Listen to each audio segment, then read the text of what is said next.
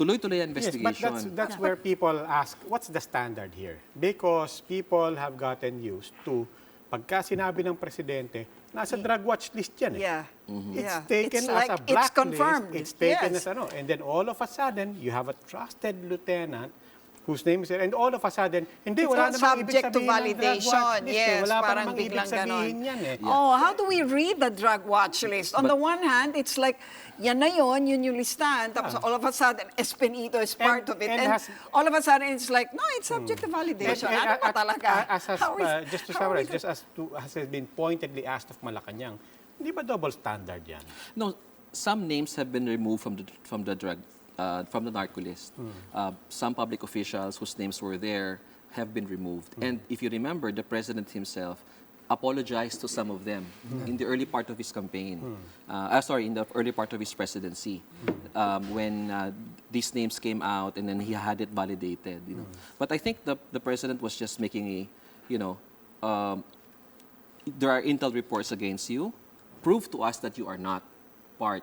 So whenever someone comes to the DILG, to Secretary Anyo, a governor or a mayor, who's complaining that my name is on the list, the secretary would usually challenge that person. Okay, prove to us that you are not really into drugs. The burden is on him. Yes, the burden is on him. Pangunahan mo yung kampanya sa lugar mo. Pahuli mo lahat ng mga drug addict dyan. Okay, so in the Lumaban ka para ma-prove mo na wala ka sa listahan. So if the burden is on, let's say, Jovie Espenido, then the presumption should be, suspended ka muna. Kasi kung, ganun yung nangyayari sa iba eh. Parang tinanggal nga siya. pending. Tinanggal nga siya sa Bacolod. Kaya nga. So, Kaya parang, Relieved. so isn't that a validation in itself already? If I were Jovie Espenido, I would think, Kaya siya naging tinanggal ako balita, sa he was Bacolod. relieved. I think the chief PNP Position is just erring on the side of caution. Kasi exactly because of issues like this, nasa narco list ka, bakit nakapwesto ka pa rin?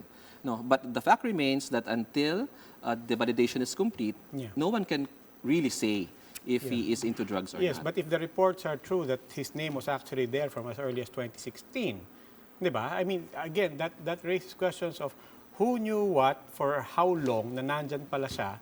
And in the meantime, you have all of these controversies where Jovie Espenido's name keeps coming up. The real pivotal point here was only when, as we said, lumabas sa balita yung mga pangalan. If not, we could have kept going even with the supposed burden on him to prove his innocence.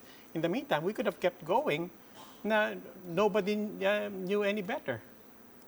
Yeah, which is why the chief PNP himself, didn't want to confirm. Because, as you said, this is an ongoing process of validation. People are investigating. The intel report did not come from the Philippine National Police, so the PNP is not confident of the report against Espenido. But since he's there, we have to let the investigation So as a roll. guide,